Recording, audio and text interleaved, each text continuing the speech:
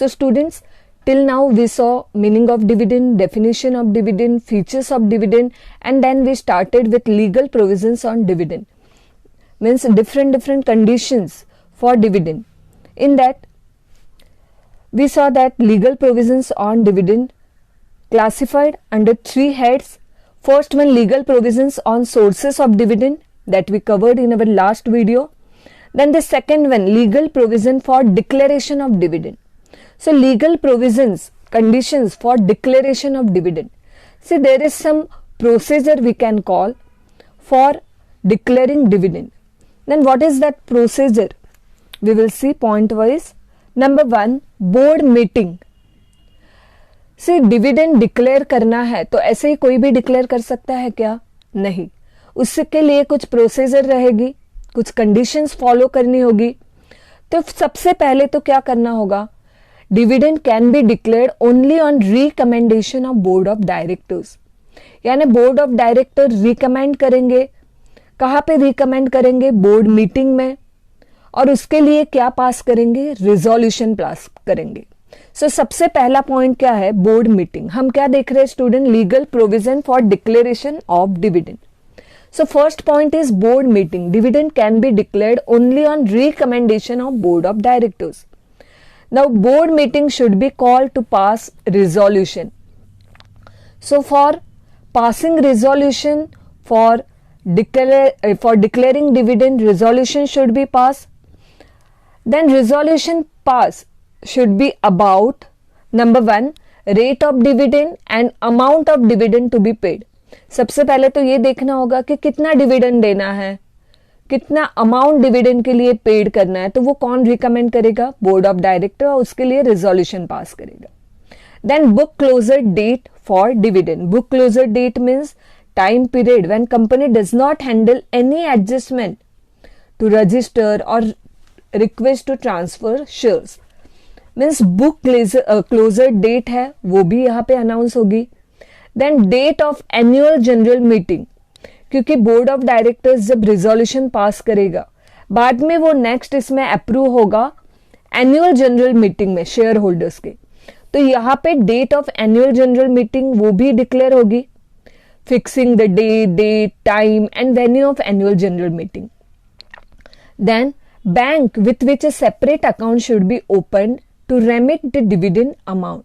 Dividend amount जिस account से जाएगी तो उसके लिए जो बैंक यहाँ पे डायरेक्टर डिसाइड कर रहा है तो वो भी यहाँ पे रिकमेंड किया जाएगा और उसके लिए भी रिजोल्यूशन पास होगा. तो legal provision for declaration of dividend, इसमें फर्स्ट पॉइंट में क्या आता है? Board directors, where board of director will pass resolution for rate of dividend, amount of dividend. Then book closure date for dividend, date of annual general meeting and bank with which a separate account should be open to remit the dividend amount. This is the first point. Then second point, shareholders approval. See, once board of directors pass a resolution in their meeting, then shareholders approval is also necessary. So in that, first point is dividend is approved by shareholders by passing an ordinary resolution at the annual general meeting. No special resolution because dividend payment is a general business transaction. So ordinary resolution will be passed and dividend is approved by shareholders in their annual general meeting. यानी board of director ने decide किया क्या rate देना है, annual general meeting की date decide की. फिर second point में क्या है?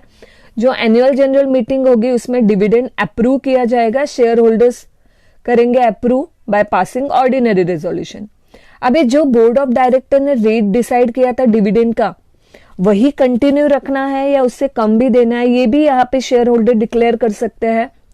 सेकेंड पॉइंट देखिए, shareholders can declare a lower rate of dividend then what is recommended by the board. जो बोर्ड ऑफ डायरेक्टर्स ने रिकमेंड किया है रेट डिविडेंड का, उससे कम भी यहाँ पे पास हो सकता है, but not higher than that. Remember student, ज्यादा नहीं देना है, ऊपर जो रेट डिसाइड किया उससे कम या इक्विवेलेंट टू दैट वही रेट कंटिन्यू हो सकता है, पर उससे ज्यादा डिक्लेयर नहीं कर सकते share holders. And then third point, once the dividend is declared at the general meeting, it cannot be revoked. ये हमने फीचर्स ऑफ डिविडेंड में भी देखा था कि एक बार डिविडेंड डिक्लेयर हो गया तो उसके बाद वो डिविडेंड कैंसिल नहीं किया जाता है. Dividend once approved and declared by shareholders, it created that it cannot be cancelled. So once dividend is declared here, it cannot be revoked. Company is not permitted to declare it second time in that year. एक बार declare हो गया तो वो तभी देना है. यहाँ पे स्टेटमेंट भी प्रिपेयर की जाती है of dividend in respect of each share holder. So this is second point under legal provision for declaration of dividend. First point was board meeting. Second point was shareholders approval. Then third point is separate bank account. See, the company must deposit the dividend amount in a separate bank account opened in a scheduled bank called as a dividend account within 5 days of its declaration. सी बहुत ही simple student. पहले तो क्या है, पहले board meeting लेना है, वहां पे डिविडेंड का रेट डिसाइड करना है, एनुअल जनरल मीटिंग की डेट डिसाइड करनी है और बैंक कौन से बैंक में अकाउंट ओपन करना है वो डिसाइड करना है. सेकेंड पॉइंट में हमने देखा एनुअल जनरल मीटिंग हो गई, एक बार डिविडेंड डिक्लेयर हो गया.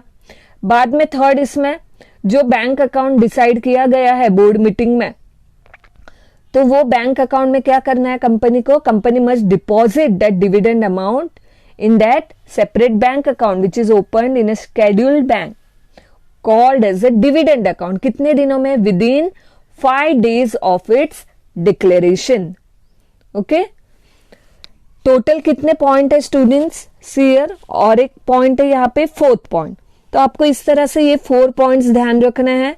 पहला point board meeting, second point shareholders approval, third point separate bank account and fourth point prohibition to pay dividend. अभी ये जो थर्ड पॉइंट है उसमें ये फर्स्ट 2 लाइंस जो है वो आपको ध्यान में रखनी है. उसके अलावा और क्या आप लिख सकते हो, एटलीस्ट ये 2 जो 4 पॉइंट है वो आपको ध्यान में रखना है. उसके अलावा सेपरेट बैंक अकाउंट में और आप क्या लिख सकते हो, तो लिस्टेड कंपनी के लिए क्या रूल है.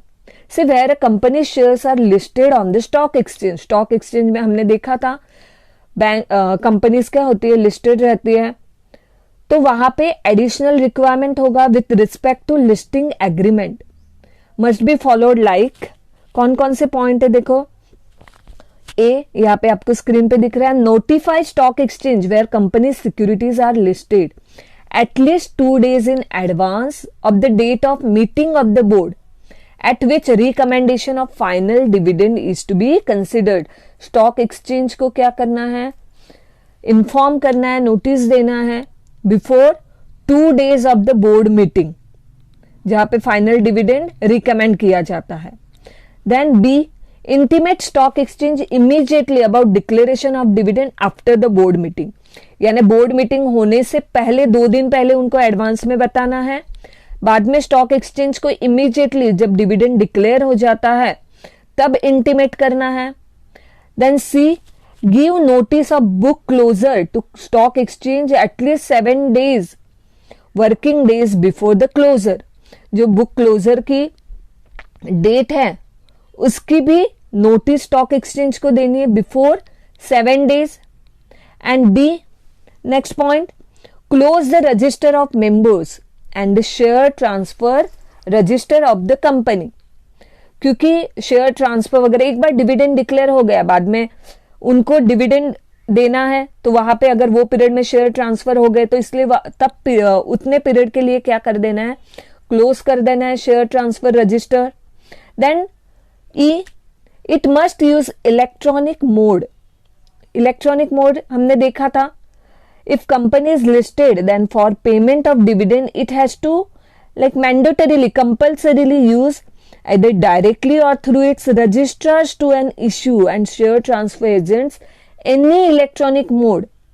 Company must use any electronic mode of payment such as electronic clearing services, national electronic fund transfer, that is NEFT, as approved by the Reserve Bank of India. जो RBI ने approve किया है उस तरह से electronic mode use करना है. Then listed company has to express the dividend on पर शेयर बेसिस ओनली. पर शेयर कितना डिविडेंड आएगा उस तरह से एक्सप्रेस करना है, क्योंकि स्टॉक एक्सचेंज में भी उसके आगे की फॉर्मेलिटीज उनको करनी रहती है. So this is under third point separate bank account. Then fourth point prohibition to pay dividend. Prohibition यानी क्या? Not allowed to pay dividend. अभी कौन डिविडेंड नहीं दे सकता और कब नहीं दे सकता है, तो ये भी यहाँ पे पॉइंट ध्यान रखना है. Under legal provision for declaration of dividend, कि डिविडेंड ये लोग डिक्लेयर नहीं कर सकते. कौन से लोग? तो फर्स्ट पॉइंट देखो, company which has failed to repay deposit और any interest on deposit can not declare any dividend on its equity shares. हमने देखा था इक्विटी शेयर, प्रेफरेंस शेयर में, ऑन एंड बोरोड कैपिटल में, कि सबसे आखिरी चांस किसका रहता है डिविडेंड के लिए? इक्विटी शेयर का. तो यहाँ पे जो कंपनी फेल हो गई है, जिन्होंने डिपॉजिट की अमाउंट रीपे नहीं किया है डिपॉजिट होल्डर को, या इंटरेस्ट जो कंपलसरी देना है वो डिपॉजिट के ऊपर नहीं डिक्लेयर किया है, तो वो कंपनी इक्विटी शेयर को डिक्लेयर नहीं कर सकती डिविडेंड, क्योंकि सबसे पहले बाहर वालों को, क्रेडिटर्स को, डिपॉजिट होल्डर्स को इंटरेस्ट देना है, बाद में इक्विटी शेयर्स को डिविडेंड डिक्लेयर कर सकती है. तो समझ में आ रहा है स्टूडेंट, हम क्या देख रहे हैं? Prohibition to pay dividend, not allowed to pay dividend. Who are not allowed? A company which has failed to repay deposit or any interest on deposit cannot declare any dividend on its equity shares.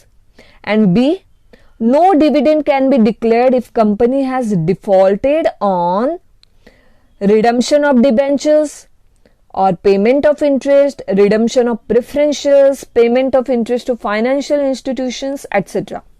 Same जैसे ऊपर है वैसे ही company declare नहीं कर सकती dividend अगर वो debenture का पैसा, उनको रिडीम्शन डेट आ गई और उनका पैसा वो नहीं दे रही है, उनका इंटरेस्ट नहीं दे रही है, प्रेफरेंस शेयर है तो वो उनका पैसा रिडीम करना है, वापस रिटर्न देना है, तो वो नहीं दे रही है कैपिटल का.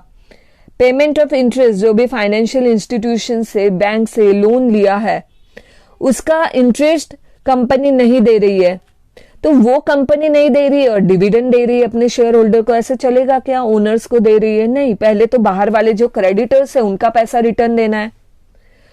सो ये हो गया प्रोहिबिशन टू पे डिविडेंड.